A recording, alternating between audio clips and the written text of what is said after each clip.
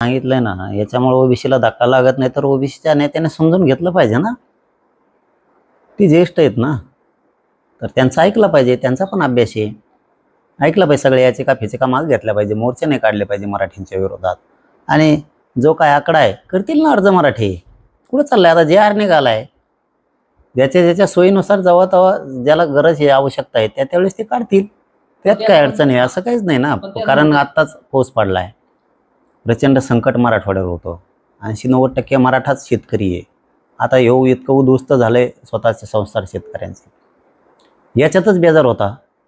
त्यामुळे आता करतील हळूहळू अर्ज. आणि याच्याही पुढचं जिथं गाव समिती आहेत त्या अधिकारी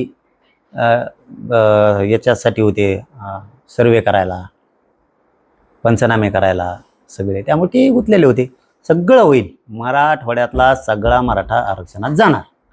पण ते म्हणतात की 2 सप्टेंबर नंतर 35 दिवसात